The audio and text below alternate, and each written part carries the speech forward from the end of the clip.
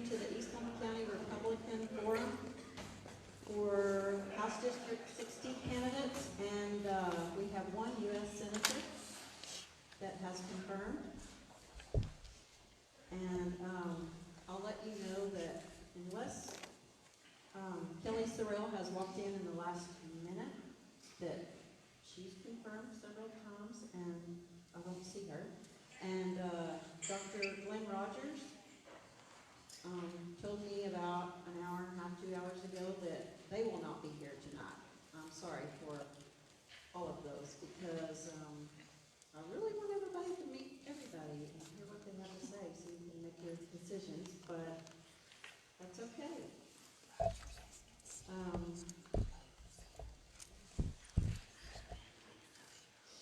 I'd like to thank the candidates for wherever you are for running. I know that it's a hard job and a lot of work. So I just thank you so much for giving us choices. And I want to thank First Baptist Church and Pastor Kevin Burrow for allowing us to use this church building.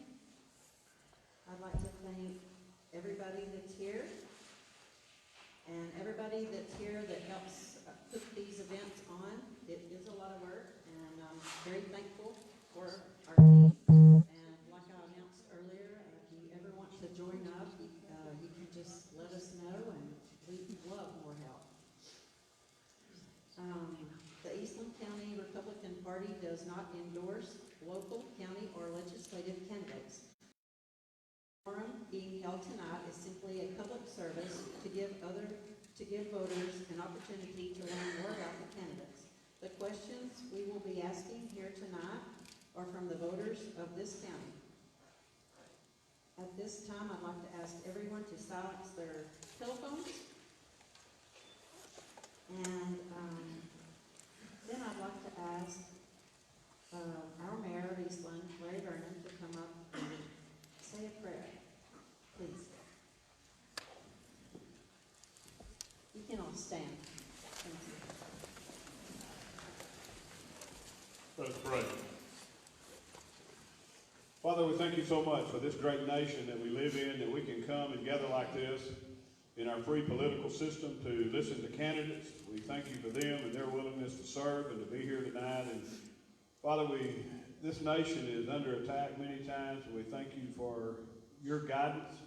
We pray that you'll be with us tonight as we listen to these candidates, that we can make wise decisions that will improve our communities, that will help us all in the long run. Father, we're blessed in so many ways. We thank you most of all for Jesus Christ, our Lord and Savior, with the sacrifice that he made for us and your willingness to give him up. Father, we're truly blessed to be Americans. We thank you for the great nation. We thank you for those that are willing to serve at the higher levels, that keep us free and keep us safe. In your son's name we pray. Amen. Amen. And now, John Glenn, JP for Precinct 1, come forward. Please can do our pledges. And I guess I will hold that up. If you don't know the Texas pledge, I'll hold that up so you can see it. No place to put it.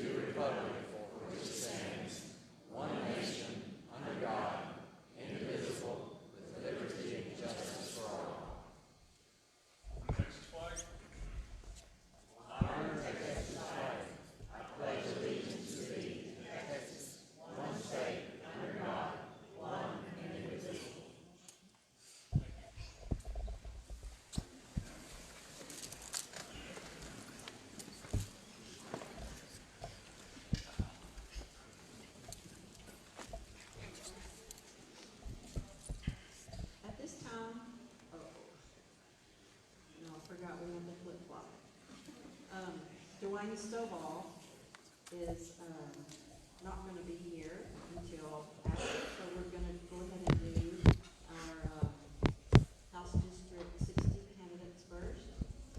And so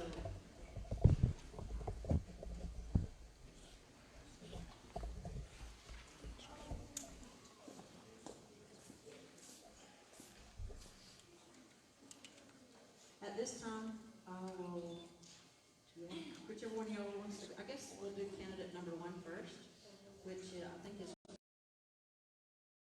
come and read his bio. And Christopher, you can come on up and take your place if you want. And after that, we'll have Connie Vick, and she will read for John.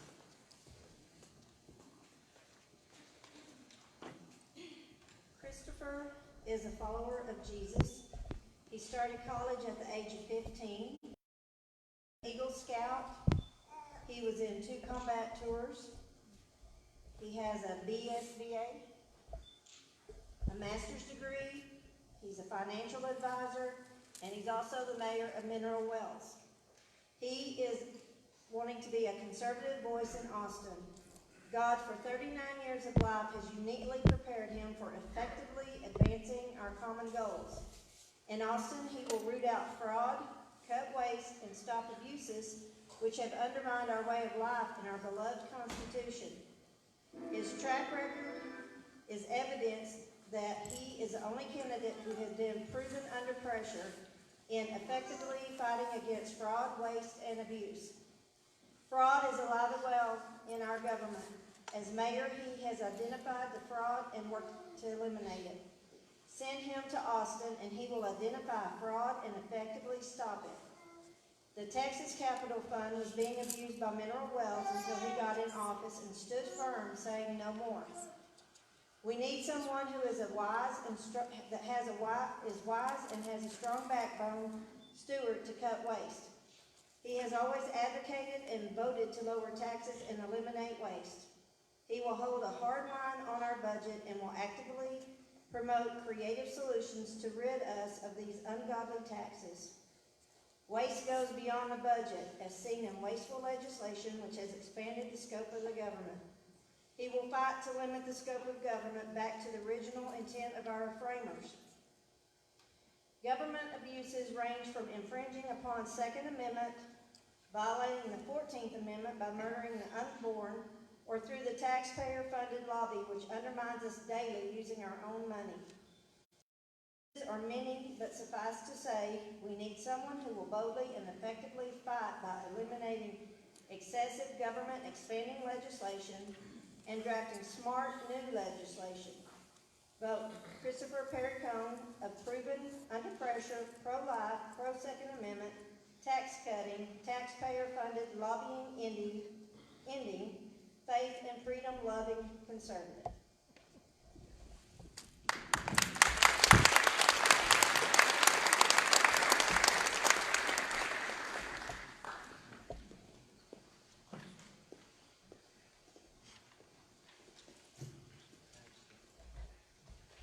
John Francis is a husband, father, man of faith, conservative small businessman, and sportsman running to be the state representative for Texas House District 60, including Brown, Callahan, Coleman, Eastland, Hood, Palo Pinto, Shackelford, and Stevens counties. John's experience includes owning and operating a successful small business, serving at his church on the security and worship team, and sitting on or chairing the board of directors for national conservative organizations like Live Action and PragerU. John has been in the fight for conservative principles, values, and causes for years, but has decided to enter the arena as a candidate for the first time. Quote from John, "Our community deserves a conservative willing to fight for our principles. My family and I have lived right here in this district for more than 20 years, and we are proud to call it home. I hold the values shared by Texans across our district. I know the meaning of a hard day's work from sunup to sundown. I've created jobs, made payroll, and supported our community at every turn. I know what it means to roll up my sleeves and earn something. I've supported conservative causes for over a decade, and the biggest battle for our state is in Austin. I'm ready to stand up to the Austin lobby and beat back the special interests who aren't aligned with our community. I can't be bought, and I will always represent you, not Austin elites. I want to secure a brighter future for my children and yours. I believe our best days are ahead of us if we're willing to fight. My priorities: defend the unborn, support President Trump in his efforts to drain the swamp, completely secure our southern border, end taxpayer subsidies for illegal immigrants, lower our property taxes, protect our Second Amendment rights, support our students first in our local public schools, Stop eminent domain abuses for farmers and ranchers. Thank you.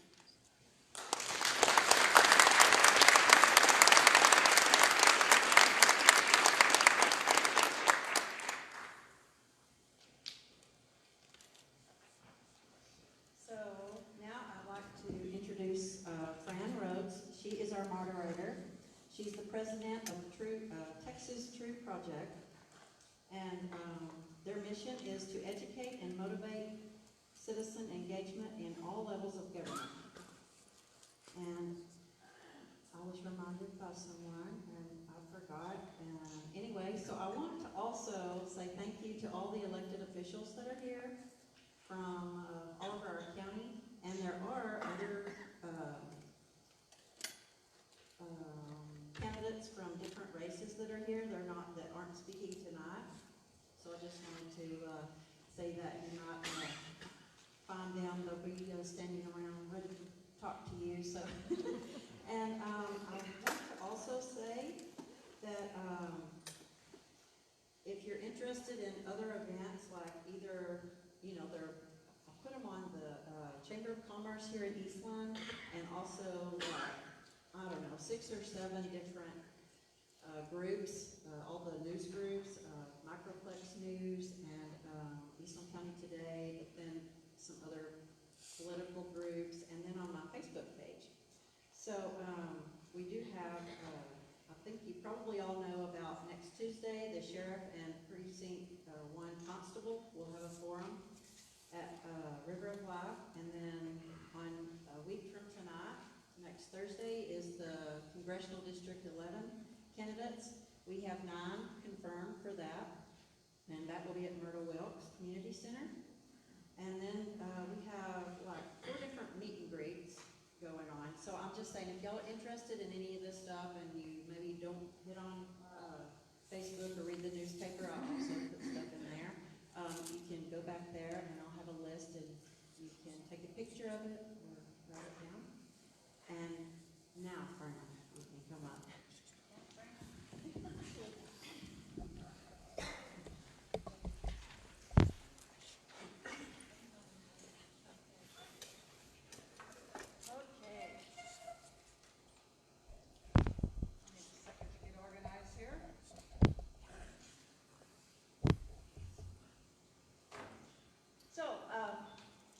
Can everyone hear me okay? Not very well. All right, I'll see if I can get closer. There we go. Okay, thank you, Eastland County, for inviting me back again tonight. I was here last week for your County Commissioners Precinct, and it's my honor and privilege to be here and do this with you and for you. I was just telling someone before the meeting how excited I am about seeing the enthusiasm for this primary election this year. It seems to be higher than I've observed it in previous years. Lots of people are holding these forums. Lots of people like you are showing up to talk to the candidates, and I just think it's really exciting. So congratulations to all of you for doing that. One thing I would say to the candidates before we start is these microphones do have to be right in front of you, or they don't pick up, even if I do that, you notice. So be sure and hold your microphone up so that we can hear what you have to say. All right, we begin with Mr. Perricone on the first question. Texas pays some of the highest property taxes in the country, even when compared to other states that do not have a state income tax. In 2019, the Texas legislature passed SB 2, which takes small steps to slow the growth of property taxes, but does nothing to provide actual relief to taxpayers. Furthermore, the Republican Party of Texas legislative priorities for 2019 calls for eliminating school M&O taxes to replace it with a consumption tax. The question is, do you support the elimination of property taxes, and would that be for all property taxes or just school M&O? And if you support elimination of all or some, what sort of alternate plan do you support, and at what percentage levels? Mr. Perricone, you have that first. All right, I'm live. Hey, welcome, Patriots. Thank you all for giving us an opportunity to speak. When I saw that half of the forum wasn't here, I was like, hey, maybe we get twice as much time, or we're going to get double the amount of questions. My name is Christopher Perpericone. If you do want more information, go to ChristopherForTexas.com, and you can read a little bit more about me. So that's a pretty long-winded question. It's a real simple answer, though. I'm for the complete elimination of all of our property taxes. You think about our country and the founding, our country has been around longer without property taxes than with them. And so we've gotten, as our generation and generation above me, they've gotten so used to paying taxes that we just think that, well, we just have to do it. So what the Texas legislators did is you use the appropriate word, an incremental step towards addressing and trying to lower our property taxes.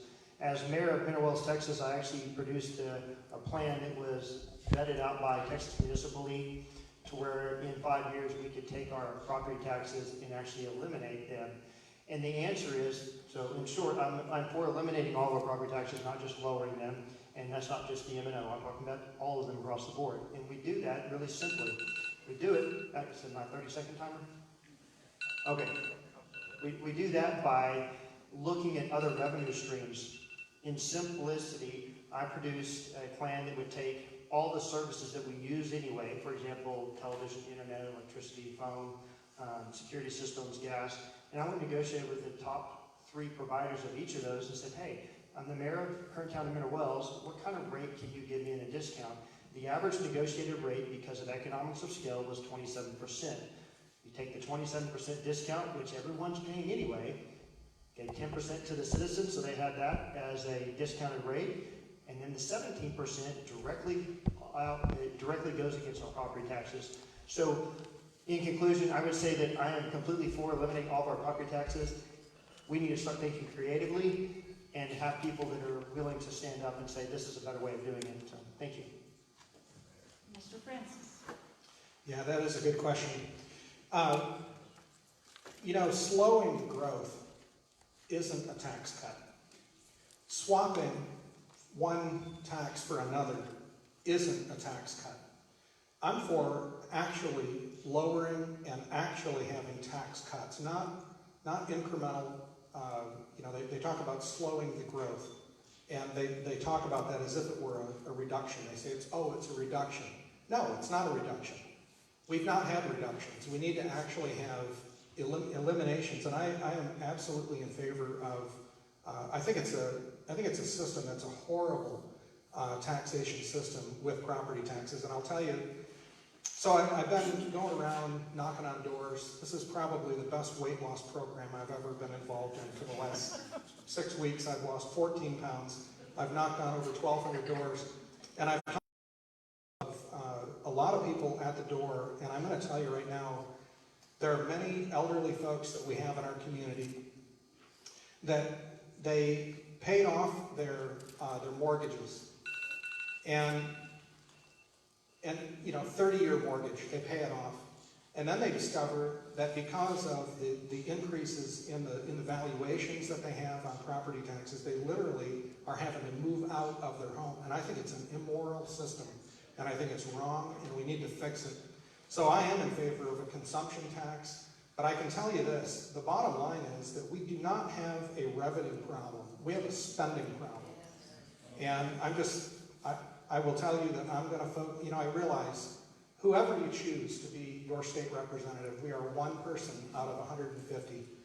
But I really believe that one man can make a big difference. And I think that it's something that needs to be focused on.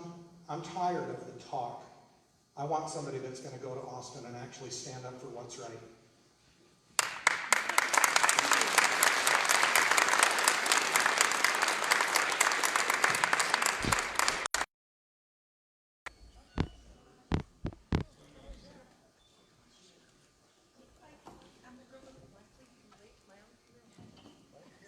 This is Kelly Sorrell,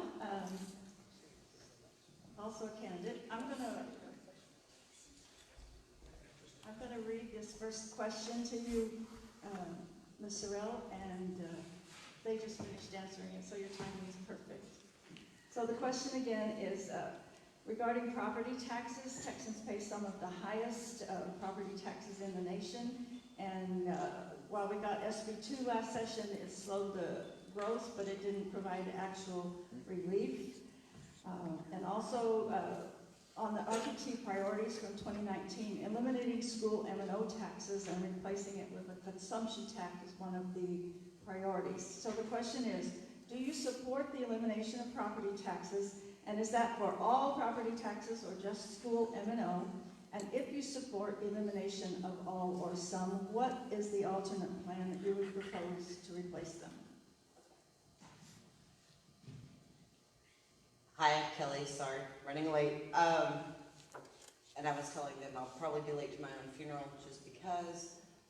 As far as the property tax, I would like to see all of them eliminated, and there is a town here in Texas that has eliminated, as far as the city was concerned, they eliminated their city tax and replaced it with a sales tax. Not that we like taxes in general. It's some, we have to be able to fund basic services in the community as well as the schools. As far as the M&O tax, I would like to see other alternatives. There's, and it could be, like another consumption tax on another good, or I would like to see some form of change in that system. I have said historically that I think that it's possible if, and I say this from the slant of just that it's so costly for the counties to be able to incarcerate individuals. So one of them would be the cannabis aspect of it, just being able to tax that. I know other states have had some success with that. And when I was at the DA's office, that was one of the things that was argued actually through the district attorney's office, was that we needed some relief on the counties and funding that. So I could see that that could be a tax that we could potentially use. Thank you. Okay. So next question, and this goes to Mr. Francis first. In very large numbers, Texans oppose taxpayer-funded lobbying, which is the practice of local governments using taxpayer funds to hire lobbyists to lobby against the interest of the taxpayers. In the 2019 sessions, SB 29 and HB 281 were filed to ban that practice, but neither made it to passage. Senator Bob Hall and Representative Mays Middleton plan to bring the legislation forward again in the 87th session. So, if elected, will you support the ban on taxpayer-funded lobbyists, and please explain the reason for your position? I will author the bill. I'm absolutely in favor of it. Let me just explain what taxpayer-funded lobbying is. You need to stop and just realize that in our form of government, lobbying is a wonderful thing. It is, for individuals to be able to lobby to go to the lobby of the state capitol and speak to the representative and say, hey, and they take their own money and they drive to Austin, or they take their own telephone and they make a phone call. And I think that's extraordinarily important in our system. What I'm opposed to is if you have people that are paying tax, they're paying their tax dollars, and someone else is taking that tax dollar.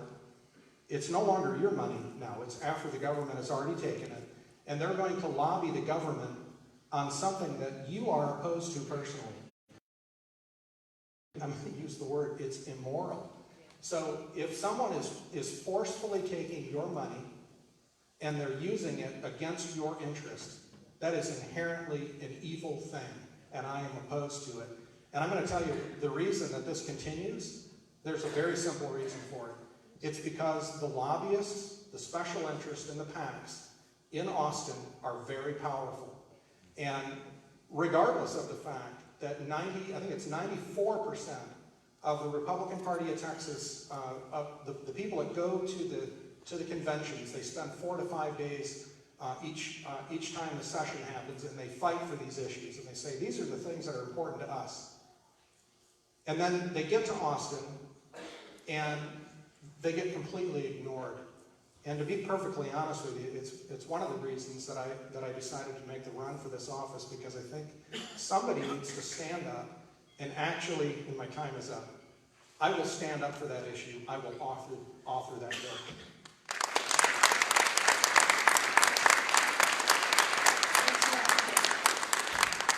Okay, so this is kind of the one that I've had a little bit of issue with as we've gone along, and that's just because I was at the DA's office. I was at the DA's office on the border, and while I was down there was when there was a prosecutor that was shot up in North Texas, and then right before that prosecutor was shot, actually in Cameron County, we had a prosecutor go missing, and then whose body was later found in Mexico. So one of the reasons this one was hard, or is hard, is because TDCAA, which is the Texas District and County Attorneys Association, jumped into action and run into Austin and got a bill passed that would allow for prosecutors to carry while we were in the courthouse.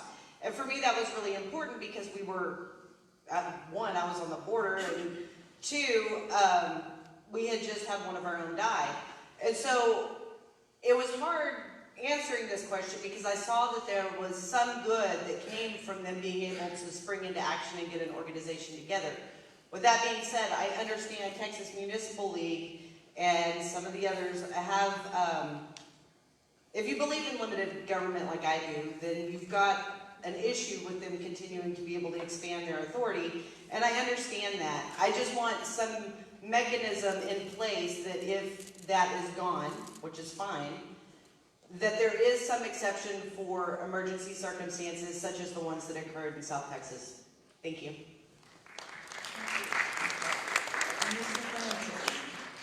Mr. Pericone, sorry. Yes, ma'am.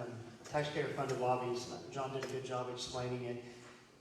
Let me give you all the rubber meets road as the current mayor of Mineral Wells. Texas Municipal League, and let me be very clear from the beginning, I'm completely against all these taxpayer-funded lobbies. They need to be eliminated. And I think I've used an analogy before, that they're the big giant that's sitting there mocking the people that go to Austin or to DC, and they're causing weak-kneed men to start shaking and to renegotiate and renege on the promise that how powerful these lobbies are.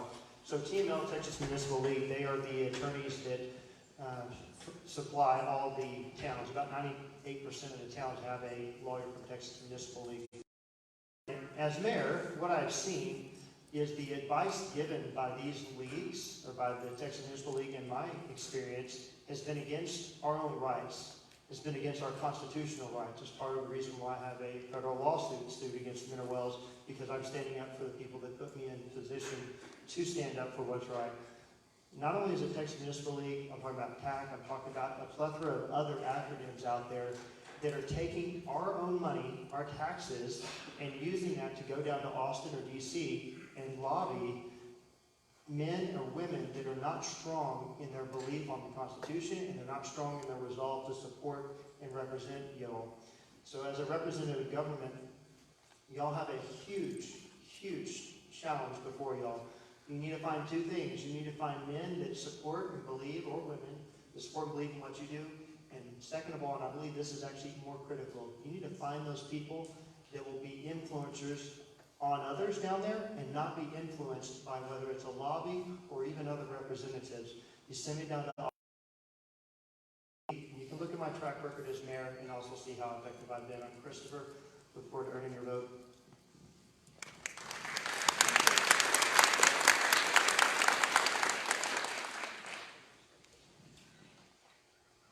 Okay, question number 3, and this time it goes first to Mrs. Sorrell. The teacher retirement system has been plagued with issues, including inadequate funding, rising costs for health insurance for retirees, and threats of reduction of benefits. What will you do, if elected, to help retired teachers maintain defined benefits and keep the health insurance component affordable for retirees? Well, okay, so just to start out, my grandmother, she's 80, but she is a retired Texas school teacher. She taught for 30 years in the Lubbock Independent School District. And I understand they have issues, but I do also understand that they're also renting a building. I don't remember how much you said. It was Over $326,000 a month. Yes, I was like, because when he said that, I just read the article, but I couldn't remember what the number was. I believe that, you know, there's steps that can be taken to make sure that that system is sound. I know TRS has generally been all of the, I had TDCAA, or all of them have ERS, and all the different little letters for the retirement systems have been, as far as I know, pretty sound. I would like to see an increase in benefits for retired teachers, as far as like cost of living increase. As far as this is just part of the overhaul, I believe, that needs to occur in the way that we pay for the education system. And I support alternatives that people present to the legislator as far as being able to do so. I really don't know. It's okay.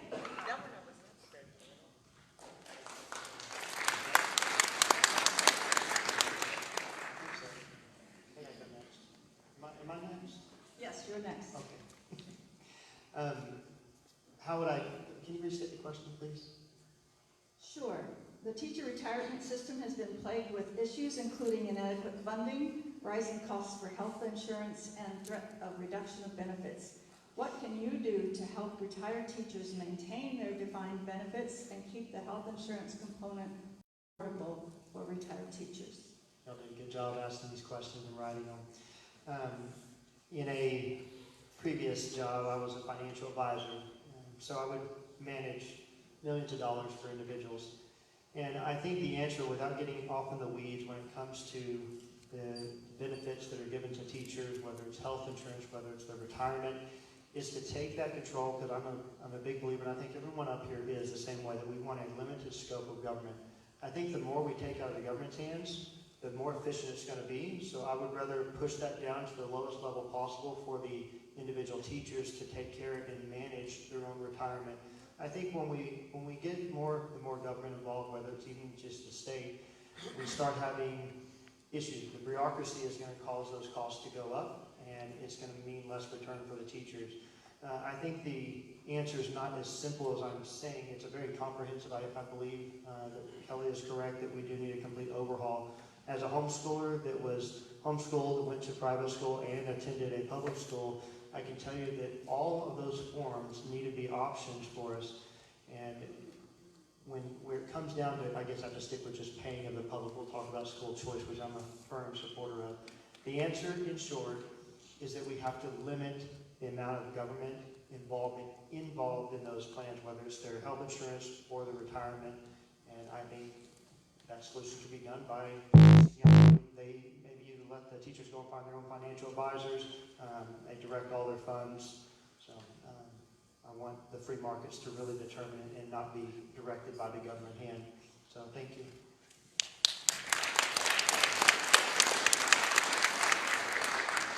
Christopher had a good answer on that. I would point this out. If I were a retired school teacher, I would be so ticked off right now. I don't know if you've all read the article that was just, it's an expose, it's a scandal. These people are paying $326,000 per month in rent for the building that the TRS has. And let me just make this very clear. TRS is a lobby, okay? These people are a bureaucracy. They are part of the problem in Austin. And if you think, as a school teacher, if you think the TRS is looking out for your interest, you're wrong. These people, the closer you literally get to the building, the Capitol building in Austin, the rent is much higher. And there's a reason for that. The closer they are, the more access they have to power. And that's what the game is in Austin. And I just, as a real estate, I'm the finance director at a real estate development company. And I can tell you right now that that's a ridiculous scenario. 320, do they really need 3 floors 2 blocks away from the Capitol building in Austin? Why don't they locate it in Rising Star? They can build a nice little building and they can get done everything they need to get done. I think it's a scam. I met an 85-year-old school teacher at Waterview Retirement Center in Granbury just yesterday. And this was the question that he had for me. He says, what are you going to do about it? And it's a tough question because the reality is that we're contractually obligated to pay the teachers what the rates that they have. And it's a legitimate concern that these teachers have. Is my time up? Anyway, it's a big problem. You have people that are relying on this retirement system for their retirement, and we have to honor that. But at the same time, we have to get rid of the fraud, the waste, and abuse, and it's disgusting.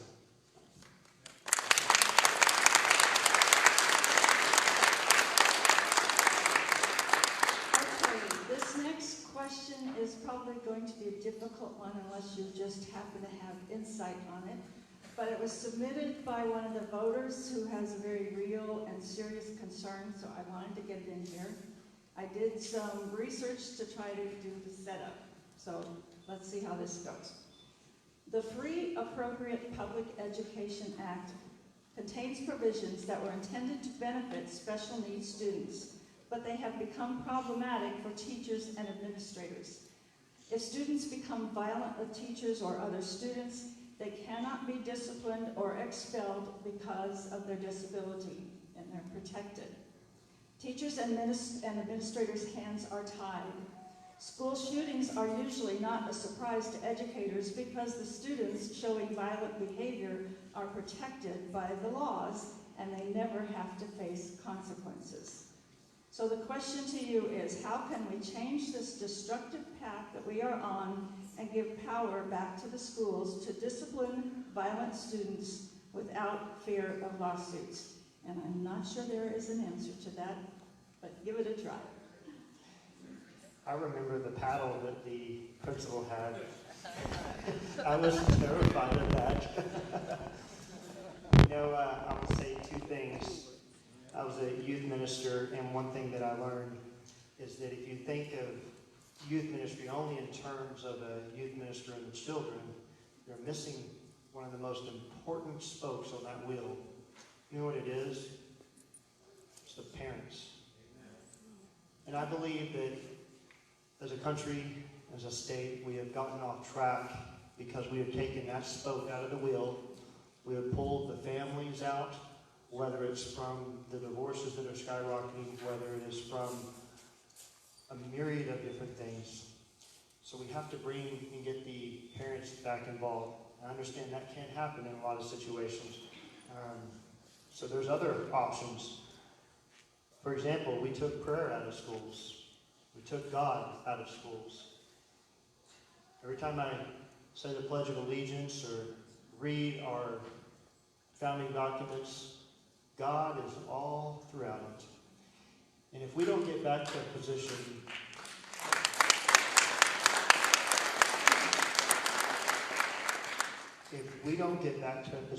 where men and women who are true God-fearing Americans and Texans standing up, we're going to lose everything. There is not an answer if you leave God out and you leave the parents out, period. We can talk about all these other things, but it just doesn't happen. So because of that, in light of our country doesn't go back and put God up first and the parents, I would say this. I learned, and I'm going to try and go through this real quick, in basic training, I knew as the Air Force, I thought that they couldn't hurt me. They could only talk to me and say real loud things. My first day of training camp, they slid a chair into my leg. I was pinned against the wall, and I realized at that moment that I needed to fear my cadre. And there was a respectful, reverential fear that I was obedient and did what I was supposed to do. I think in the schools, we need to come up with a way to where these children will have a respectful fear, reverential fear, and respect for those that are in charge of them.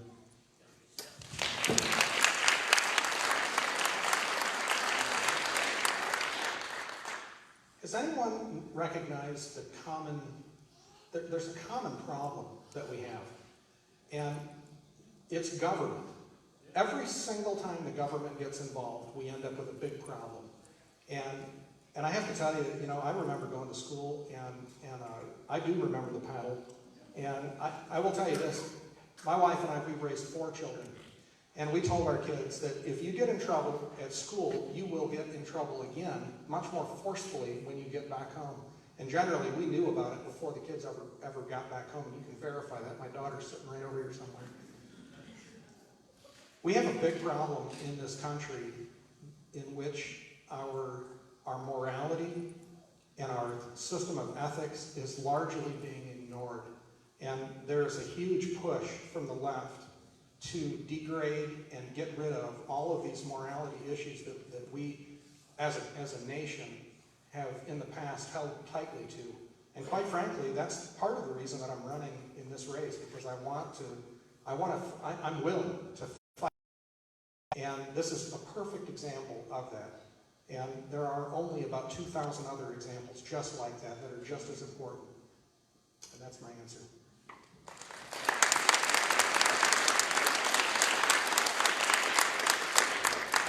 Okay, so I'm going to go a little bit off topic just because both of them have pretty much covered that it's the lack of parents and discipline and structure and all those things that we've kind of lost in our society in general.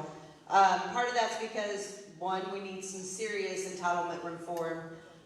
You've got a huge issue with people. It's too easy to get divorced or survive off the state without actually having to work or work on a marriage or try to make it work and be able to take care of your own family and all of those things. We've made it too easy. And the second one, I'm actually going to kind of go after my own profession a little bit.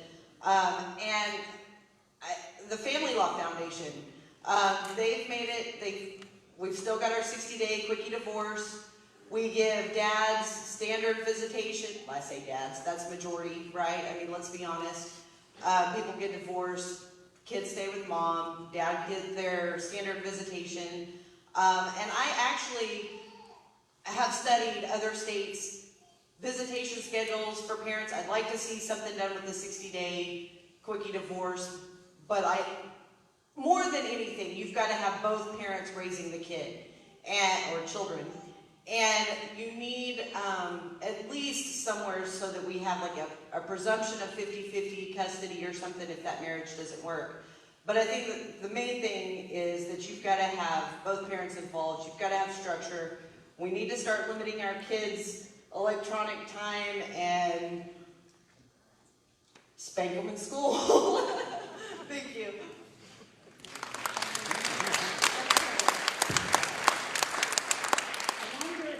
I'm going to do a real quick follow-up, maybe give each of you 30 seconds if you want to take it. I wonder if you realize that question was aimed at special needs students.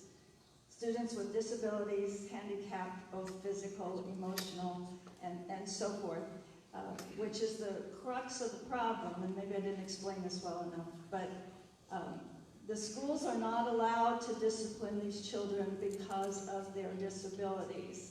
And that's what's creating the problem. The schools don't know what to do when they throw up their hands. And I'm told that teachers are being attacked physically all over the country every day. Yeah. Any ideas about that? Yeah, I would say the answer is precisely the same as I said before. Okay.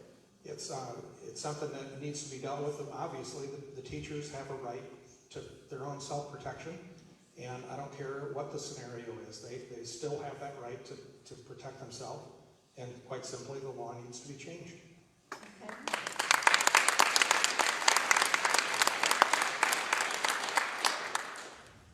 Yeah, it really is along the same line of answers.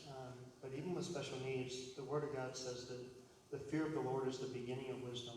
When we have an appropriate respect for those that are in charge of us, whether I'm a special needs person or whether I'm not, I think that we need to empower and give the teachers the ability to do that. So I'm for that. I believe there's an appropriate way to discipline children. You spank once, that's discipline twice, you're probably bordering on anger. but I'm digressing. So similar answer. We need to empower and allow the teachers to aid in themselves, but really establish a respectful line in the classrooms. Good. Okay, so I'm kind of along them, except I will add also that we have a tendency in this country now to over-label, over-justify. We over-medicate, we use that as tools to parent. I know that that's not every case, and I know there are children that, have special needs, and I do believe that the teachers need to be able to at least defend themselves, not necessarily actively, attack the child, but at least be able to, and I know there's forms of restriction and there's different mechanisms that are used to restrain them, but I will say that I think it comes down to we've allowed a lot of behaviors to be labeled as special needs when in actuality I believe it's a lack of structure and discipline.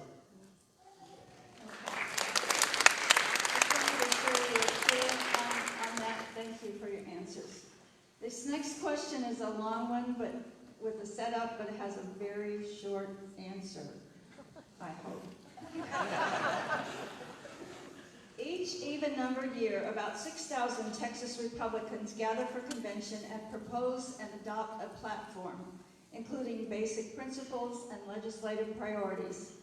In the 86th session, Republicans were very disappointed that none of the 5 legislative priorities were addressed and were left with the impression of a purple session.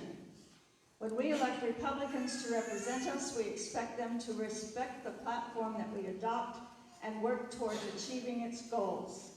If Republican candidates are not going to support the platform, then we might as well elect Democrats.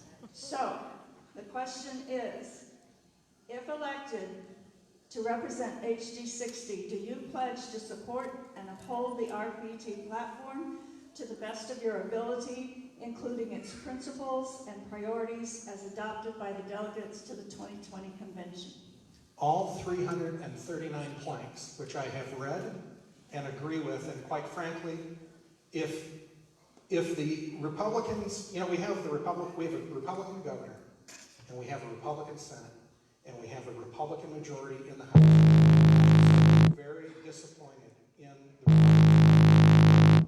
Again, they completely what the delegates.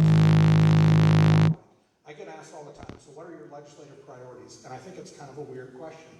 The reason I believe it's weird is because you've already told every one of us exactly what you expect our priorities to be. And I have read all 339. I agree with them. And quite frankly, if we had elected officials that paid more attention and not only supported, but actually advocated for the Republican Party planks, all 339, I know that I would be a lot more proud to be a Republican.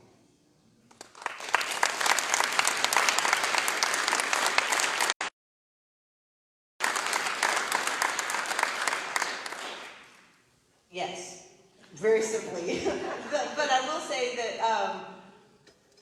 as to the one that is my hardest one, which is the taxpayer-funded lobbying, I would like to see, just because my father-in-law is ex-law enforcement, I've been a prosecutor, my husband's been a prosecutor, and we've dealt with serious crime. I would like some avenue just to make sure that law enforcement is covered, just because I think they're having a rough time. We've all seen every day or every week, you get the report of how many officers have been killed, and I just want to make sure that there's an avenue for law enforcement where they can get to the legislature and get what they need done as quickly as possible.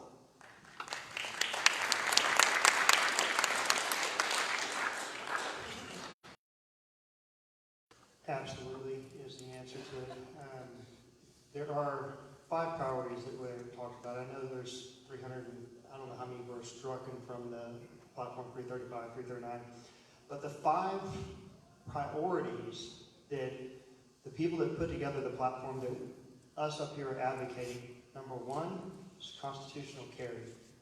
Now think about this. There's at least 1,500 states that already have constitutional carry, and for 10 years, a decade, We have had the House, the Senate, and the gubernatorial as Republicans, and we're not leading the charge. Number two, abortion. Rights of the unborn. You know, statistically, we're sitting at, it's close to 80% in favor for abolishing that. 80%.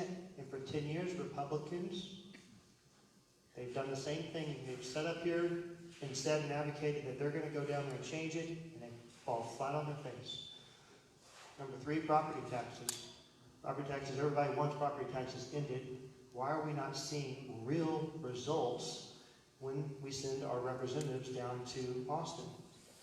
Yeah.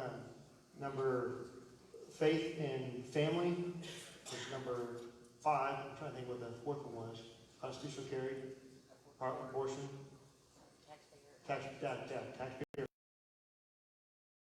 fund to pay our lobby. If we eliminate that one right there, the other ones will fall very simply. Because right now, what's happening, I believe, is our representatives are going down there and they are being scared more of these from these lobbies that they're willing to back down and say, you know what, we're not going to really push for constitutional carry this year. You know, we'd rather pass some other legislation, a red light stop or whatever. They're doing things that are detrimental to not only us as Texans, but to the Republican Party as a whole. They took the time to put these platforms down. They did a good job in putting them on paper. Send one of us down there. I believe I'm the best to represent this, and I will show you how I can effectively get those things done with action.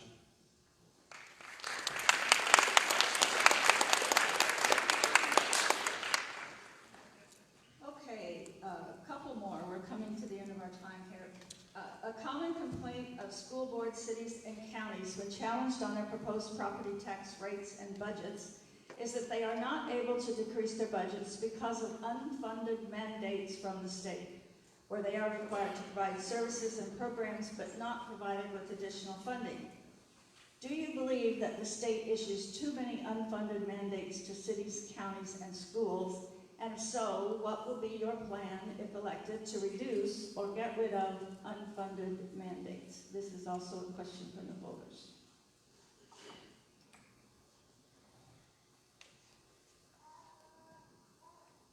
We have unfunded mandates through the state that, I mean, just don't need to be passed in the future. As far as the ones that we're still kind of obligated for, I've started looking at the budgets for the state just to try to get an idea of where money sources were and where we were spending money. Not any, I mean, it's, and I'm trying to think, because it's the policy foundation that's got the plan where you kind of like strike them all and start over every year annually. I think we need to kind of seriously consider how to do that. As far as also, we need to seriously have a conversation with the federal government, because we have a lot of tax dollars coming out of the state going up there, where I think we recoup less than 50% back from our residents. So, I mean, I just think there's ways that we can have funding that are not being utilized properly. I think there's agencies that should absolutely be demolished. I think Child Protective Services reform, which is part of the platform, they have a complete abolition. I personally believe that's something that should be handled at the local area. I do not want to see it under the umbrella of law enforcement, but back to funded mandates. I just think we need overhaul, reduction in the agencies, the bureaucrats, and I think if you shore up money out of those sources, I think there are ways that we can make sure that other things that we absolutely have to have, because I think the government should be providing basic health, safety, and welfare structures, not all the extra activities that they get into, infrastructure, law enforcement, and law enforcement with just the major crimes, the victim-related crimes. I don't think that we need, all these victimless crimes. But anyway, if we shave back some of those budgets, I think we can clear up and not necessarily have unfunded mandates.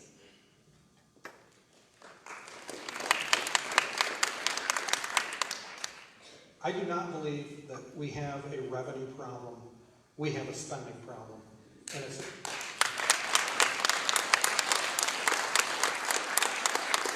I believe that this issue can be resolved with an intense look at the legitimate functions of government. And the reality is, government is involved in way too much. It's not constitutional, and I'm not surprised that we're having revenue problems, but it's a spending problem. It is not a revenue problem.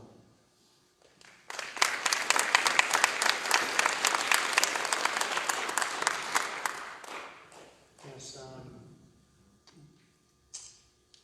when I think about our government, and just in the time since I've been alive, I've seen how much it's grown.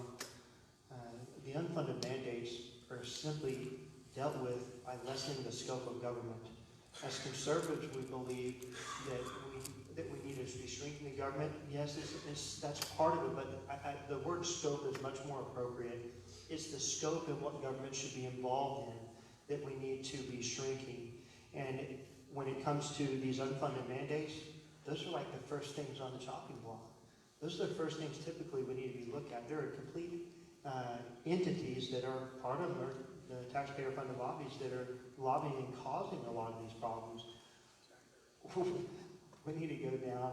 I think it was Riddell that was talking about it. We just burn it all down. No, there isn't I love that idea, but there's a more effective way. Let's go down, send one of us to Austin, and let me show you how a wise steward of knowledge of the Constitution, knowledge of the way our government works, can go in there and say, you know what, this entity completely can be thrown away. Let's take this entity, let's revamp it. Let's start making the tough decisions that have not been made. And I always go back to the fact, for 10 years, Republicans have sat up here and run and gone down to Austin, and we don't have real results. I believe that if y'all will elect men or women that have shown you a track record of results, just as I have shown, because I have been proven under pressure, that when I go down to Austin, I will show you how we can deal with these unfunded mandates. And it's very simple to simply say, hey, we're not doing that anymore. Just like I did in Mineral Wells and Texas Capital Fund, no, we're done with that. It is not in the best interest of the people. So thank you.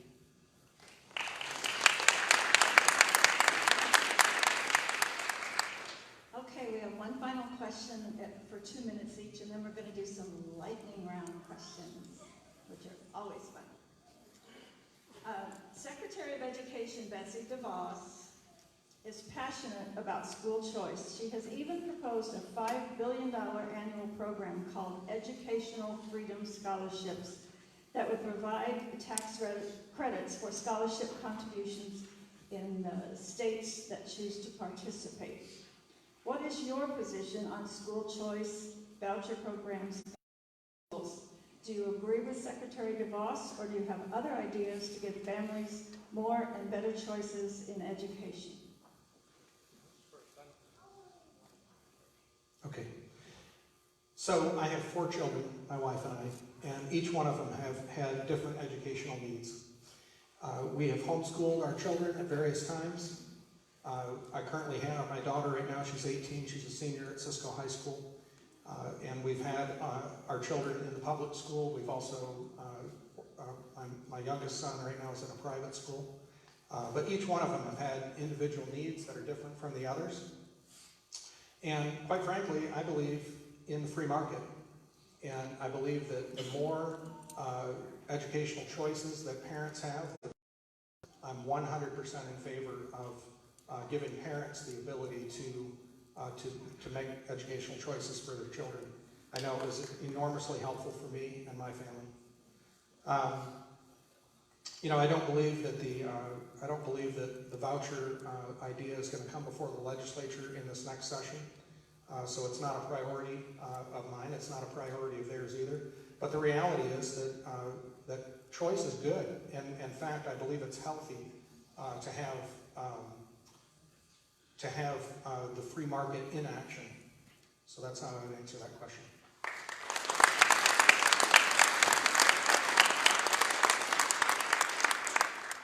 If I don't get this, you'll have to re-ask the question. You're asking about school choice, correct? Yes. Yes, okay. So in short, I'm absolutely for school choice. And this is coming from someone that's experienced all levels of it, from homeschooling since I was in 5th grade, going all the way through and having a master's degree in Christian education. I've played at the private schools, thank the Lord, and then I've actually been to public schools as well. So there is a role for each and every one of us, especially in our society today. And I do believe that the state should be the one funding the public schools, and the federal government needs to get out. They have too much influence.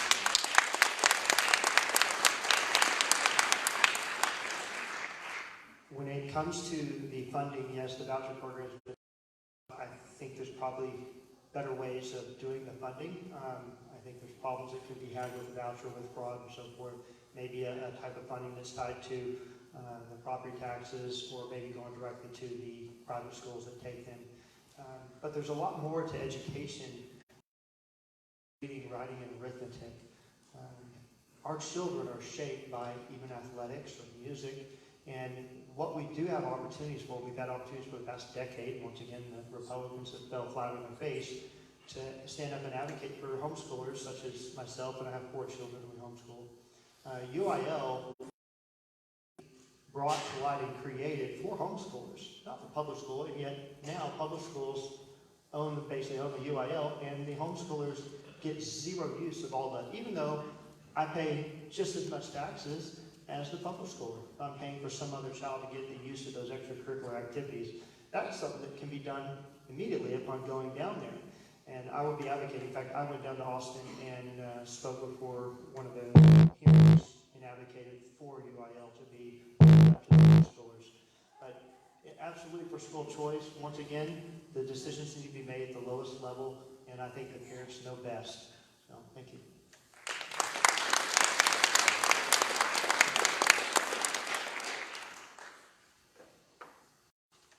I have 4 kids, all of which have been raised attending public schools because I work, my husband works.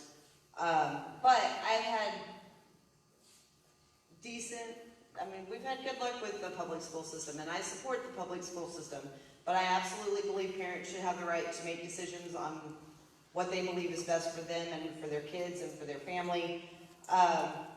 Vouchers, I think vouchers have a lot of issues just in the application of them, just making sure that money is appropriated the way it's supposed to, and the division if children move schools and things like that. I think it's got too many issues. As far as charter schools, I've seen them do really well. I've seen them fold. I think transparency and accountability anytime you receive government funds is an absolute. I wish that I could say that we could all just keep, pay our kids' bill from home, but there's, instead of having the taxes and going through the state system, I wish, we could just locally fund and then locally control that system. The feds absolutely need to get out of our life in general. But as far as our public schools, I think that we should make them as strong and as successful as we possibly can for each child. Our Constitution guarantees the public school, but I have no problem with parents being able to choose what they believe is best for their family.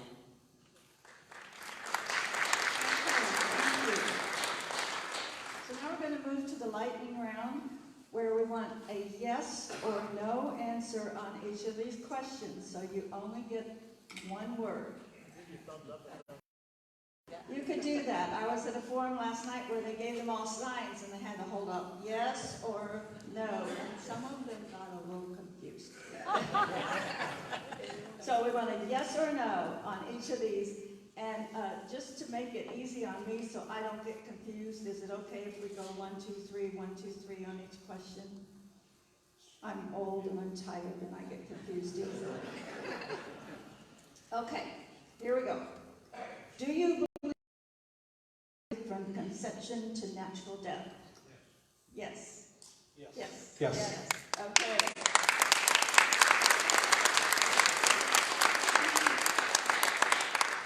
Should our southern border be secured with a physical barrier and the personnel and technology required to keep it secure? I like the thumbs up again. I'm loving that. Okay. Should parents have the right to decide how and where their children will be educated? I think you already know.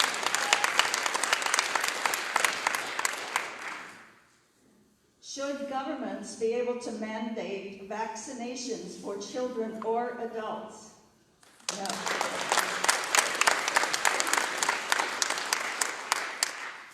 Do you believe that marriage is between one natural man and one natural woman?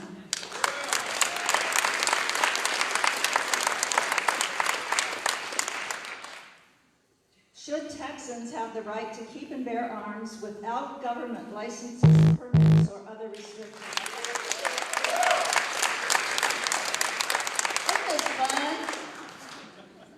Should individuals, organizations, and businesses have the right to exercise their sincerely held religious without interference from local ordinances or state laws?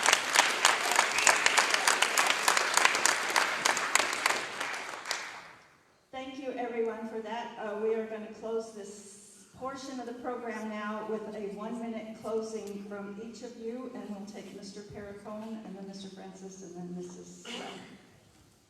All right, the Word of God says in James 2:24 that a man is justified by his works, not by faith. Faith comes from hearing, and that hearing according to the Word of God. In other words, what people say and what they're hearing, because we can all have the same answers, but it comes down to what they will do. Y'all have to figure out, and the best way to figure out this answer is by coming and talking to us. What are we going to do when y'all send one of us down to Austin? Are we going to continue to be a man of faith or a woman of faith that says, hey, I've said that I just answered and raised my thumb on all these issues that other Republicans have waffled on?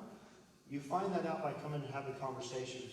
I encourage every one of y'all to come have a conversation with me, and let me elaborate and explain to you why I'm passionate about going down to Austin and fighting for y'all. And let me explain to you what I've done in the past for the past 2 years and how I've continued liberties that we currently have, which are under assault right now.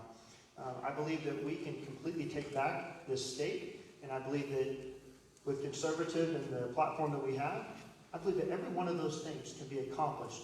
It's up to y'all to find the person that's the most influential person to go down there and make that happen for you, and I believe I'm that person. Thank you.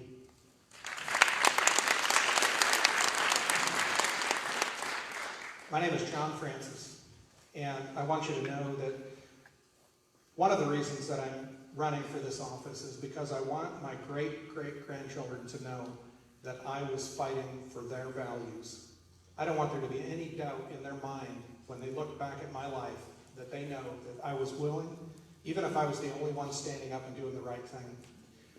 I've been a lifelong conservative, Republican, very proud of that. This is the most conservative, one of the most conservative districts in the entire state, and we should be proud of that.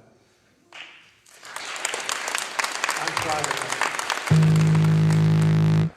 I'm asking that you allow me to earn your vote and your trust, because I will not fail.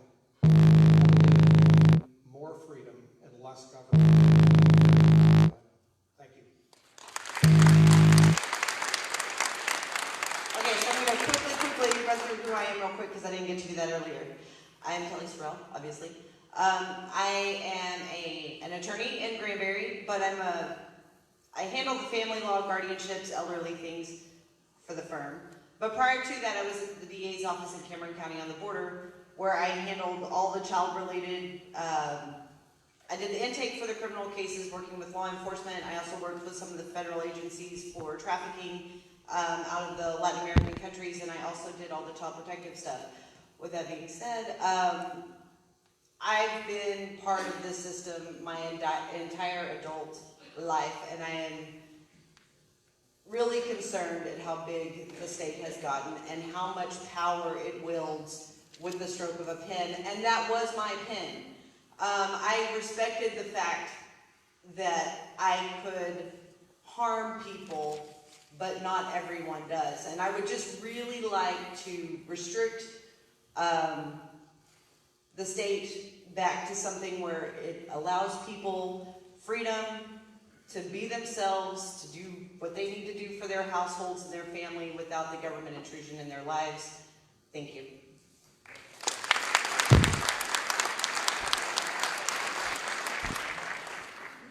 Okay, once again, thank you to all of you for coming out, and thank you for stepping up to run for public office. It's never an easy thing to do, and we owe anyone who does it a huge debt of gratitude. So can we give them all a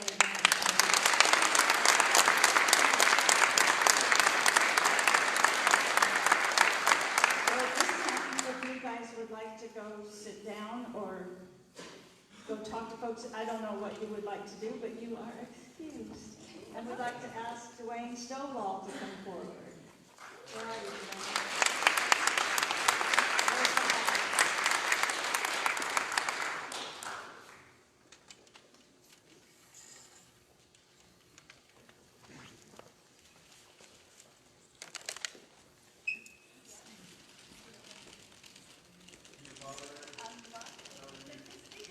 Where do you want me? Wherever you'd like to be. There's a microphone right there. See, this is like an intense. We're going to give you 1 minute to introduce yourself quickly and just tell us about you, and you'll get a 1 minute closing when we're done with questions. 1 minute. 1 minute. You know, I'm a sixth generation Texan. I can't tell you Yeah, my name. everything you ever wanted to know about Dwayne Stovall in 60 1 minute. seconds. Okay. For those that don't know, well, I'm going to give you the short resume. I'm 54 years old, been married almost 29 years, have 3 children. Just to every Texan, been in business almost 25 years. Own a company that built bridges for the highway department for about 15 years. We still do site work and construction work with it. I own another business called Liberty Testing. We do compliance work in the oil field midstream. Basically, for those that don't know, I ran in 2014 for the same position. It's because I have a very deep historical knowledge of this position and what it's supposed to do.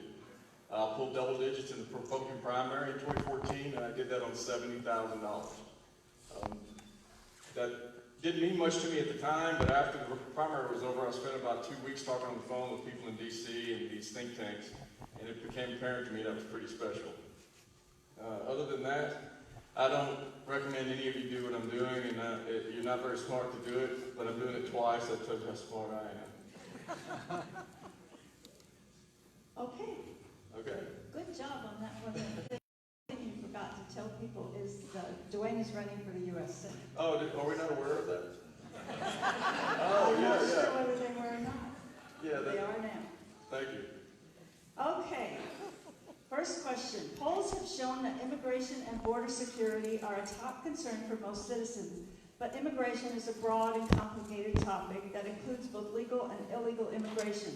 Issues like asylum requests, H-2B type visas, birthright citizenship exist behind the border security problem. Senator Cornyn, one of your opponents, recently signed onto a letter with 25 other GOP senators and 97 GOP House members to encourage Department of Homeland Security to release the maximum number of additional H-2B visas without delay. So that's just one tiny example of the complicated issues surrounding immigration. So talk to us about your position on the immigration system, both legal and illegal. Do you agree with Senator Cornyn on the H-2B visas? What would you do as a senator to solve this very large problem that threatens American jobs, our economy, and our national state sovereignty? Okay, that's a big, big span of things you're covering. It's a big one, and It's you a big only one. get 2 And I minutes. disagree with Senator Cornyn on HB1 all the way around. If you look at the numbers, what they're saying they need to bring in, and it's always pushed from the top down through the corporations that are lobbying for this, that we've got this shortage of labor. If you look at the numbers, you got plenty of labor here. You got plenty of labor in those fields. So that's a nonsensical argument they make, and I don't know how the drivers of that work. On the federal level, it just seems to be a numbers game or a dollars game. Who's involved with who and who's buying influence with who. For me, and I know you're going to get a lot of this with me tonight, but the fact of the matter is that there's no authority in the federal Constitution for the federal government to take our dollars and pay for the travel of other non-citizens to the state and force them into our states without our consent or against our will. That's another issue together that combines all of this border issue. And I want you to think about something, how we've been trained over the last 40 years. I'm 54. We didn't have birthright citizenship until 1982. So any of you who think that it's been around since the beginning of time, it hasn't. It was actually foisted on us by a judge. And most of the cases we argue about came from Texas. I'm sorry to say that, but that's the way it is. Look at where we are today. We never start a conversation about border security from why can't we say, sorry, you can't cross over onto this private property, we've got points of access and egress, you can go down here, we'd be glad to have you, but you gotta cross legally. Every single conversation you have starts with how we process them once they're here. Every one. Doesn't matter whether you're watching the TV or at the coffee shop, they tell you, well, what are we going to do with these people that are here? I've been at the border many times. We built a wastewater treatment plant in Batesville, about 40 miles from the border. 25-acre site, we have between 10 and 30 people camping out in the dig every single night for 7 months. This is awful. What they're doing at the federal level is not serious. It's not serious. And they let judges lead the way. And that's predominantly the issue I have, is the federal judiciary's involvement in this.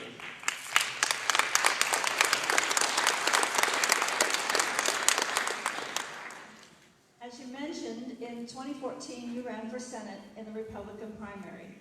Early last year, you announced that you would run again for Senate, but as an independent, not a Republican. Now you have switched back to running as a Republican. Please explain the reasons for your independent bid and then changing back to the Republican Party, and tell us why Republicans should trust you to represent Republicans in That's Texas. simple. I'm a lifelong Little R Republican. I'm one of those people, like many of you in this room, who have been working at the grassroots level with the Republican Party for many years.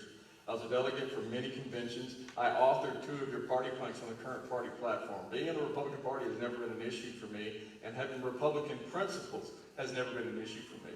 I think everybody in here would agree that those of us who work every day and put forward those principles, those values of limited government and self-responsibility and only spending what is necessary, there's a big disjunct between those of us who work at the ground level and those who we fondly refer to as the establishment wing of the Republican Party, who are at the top, who really don't represent those principles. There were names tossed around the year before last that were thinking about getting into this race.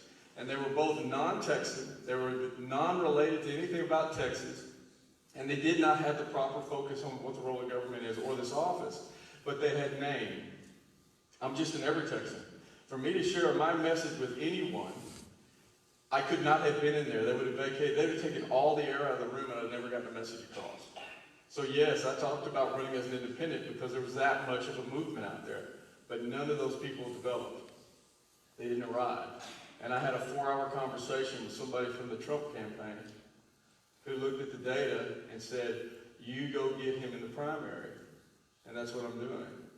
I am the Republican that the Republican Party didn't represent most of the time. Always have been. So this is not a grab and switch or a jump around. I'm deeply vested in the Republican principles. I'm a Jeffersonian. I actually believe what the Constitution was created to do and its original intent, and I don't believe what most, which doesn't represent anything they created or the states agreed to when they formed that Constitution. Excuse me. Okay, thank you.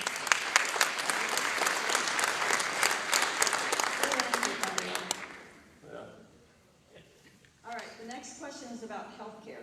Since the passage of the Affordable Care Act, health insurance premiums and care costs have risen dramatically.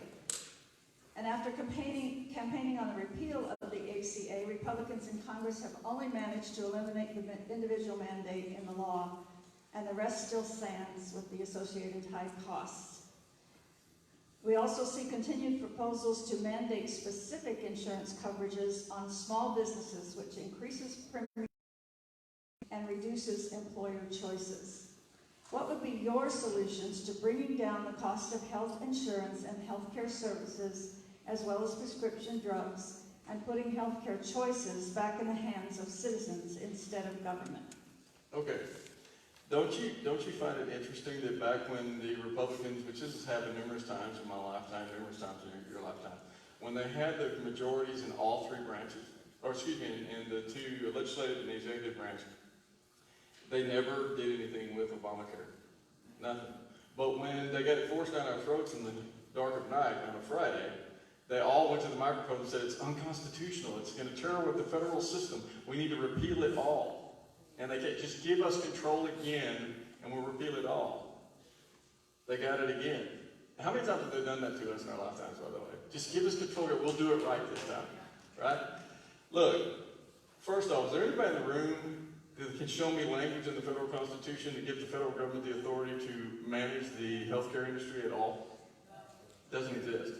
And there's another trend we need to go back to, and that is this factual historical data point that says anytime the federal government gets involved in anything, the costs go up. My idea is you repeal it completely. You give it the authority back to the states to manage these industries the way they see fit. Let Texans manage these issues according to our moral values and traditions and principles. And you get the federal government out of the idea that they're going to manage the health care for 330 million plus citizens. That's an impossibility. It can't work. I'm for abolishing it all and getting them completely out of all of it.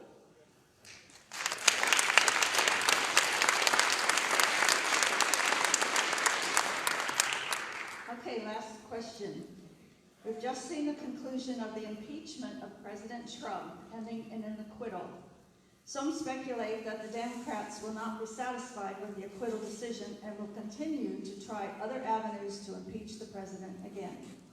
Just yesterday, Chairman Jerry Nadler stated that he will probably proceed with further investigations and a subpoena of Ambassador John Bolton. So it seems the hunt for impeachment will definitely not end with the acquittal vote on Wednesday. If that happens, how would you, as a senator, handle that situation? You're going to hear something that you don't normally hear. I don't care one red cent about this impeachment process. Not a bit. You know why? Because there's nobody that believed he was going to be convicted. They were going to impeach him from the get-go. And I want y'all to hear this, and I want you to soak this in. Do you know why the impeachment's taken so long and the process gets drawn out for so long? This impeachment target has been the greatest fundraising mechanism in the history of American politics for both parties. So the Republicans are just as anxious for the Democrats to go after him again as the Democrats are, because boy, they can go to their base, give us a few dollars and we'll protect your president. Give us a few dollars and we'll convict him, right? What happened during the impeachment process that nobody in this room pays attention to? A bipartisan continuing resolution that funded Planned Parenthood, that blew up the debt, that expanded spending, that grew the government. They gave $150 million to the Lebanese armed forces who, I don't know, we've known for 3 or 4 years now are in bed with Hezbollah, that we all campaign on, that they are a terrorist organization. But they did all that while they're screaming and hollering about impeachment and $2,000 pens. I say don't pay attention to the noise. Pay attention to their actions. This is like worldwide wrestling, folks. They get up in front of us, they get on national TV, they spit in the mic, they point the finger at each other. We start throwing stones and get on our keyboards and we become warriors. They get off the air, they go have an $80 steak on us, and they negotiate how they're going to... Exactly. You said it, on the nose, you're it, you win. They're going to keep coming, folks. They're going to keep coming because it keeps everybody agitated. As long as you keep the masses up in arms about a particular focal point, they can continue doing whatever they want to do with the rest of our lives, and we don't even give a thought about it. So.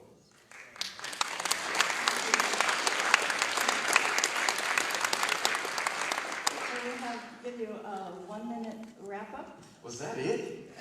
That's the easiest thing I've ever been through. Look, there's a whole lot that could be said. I think what Texans need to understand is this.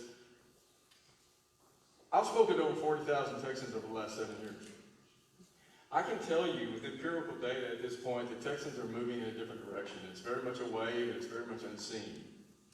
I've been at this long enough now that I can tell you that the mechanics of the establishment and the way they run, they manage us. They're managing you, the mailers you get, the money they spend, the way they control the media.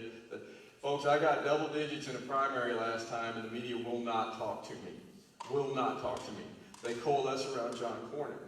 What I have to express to Texans who are beginning to get emotionally attached to this is, in 2016, we chose Donald Trump based on 2 promises. He campaigned across Texas for 18 months telling us he was going to build a wall to secure the border, and he was going to drain the swamp.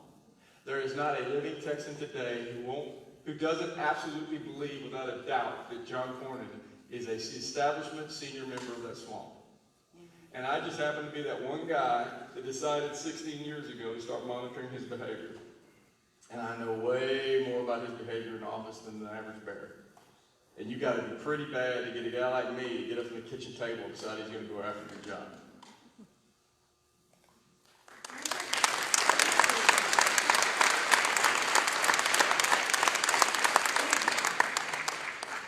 So that wraps up our program for tonight. I think maybe Robin has a closing thing. I would just like to say once again, thank you for inviting me to your county. I had a great time and I appreciate it. I am with True Texas Project. We are a conservative grassroots organization. We are physically located in Northeast Tarrant County, but I would encourage you to go to our website, sign up for our emails, because we have a lot to offer to folks all over the state. Information, guidance on citizen advocacy, and alerts, and just kind of like-minded folks where you can find a home. So you don't have to live physically near us and come to our meetings to participate. Thank you once again for coming out.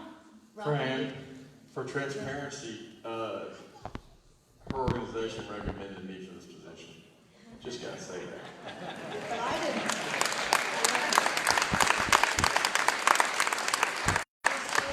We do not officially endorse candidates. No, they What we don't. do is we poll our board and we publish the results of that poll. And this year, I think, was the first year that we were unanimous on all of the candidates. And Dwayne was one of them, so thank you.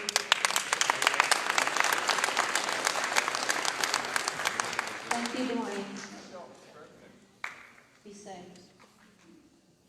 And thank you, Fran. I appreciate all you've done for us. I just wanted to say a couple of things. So, we have a lot of food and drinks back there. Y'all can visit around and then eat and drink. And also, I wanted to say that if you want to hear all the candidates, there are other forums that have gone on, and they stream those live just like we do. And like I know, like Hood County and Mineral Wells and Brown County have all had forums with, well, I know these candidates. And anyway, I hope y'all come to next Tuesday, next Thursday, and the next Tuesday, and that's it. Thank y'all.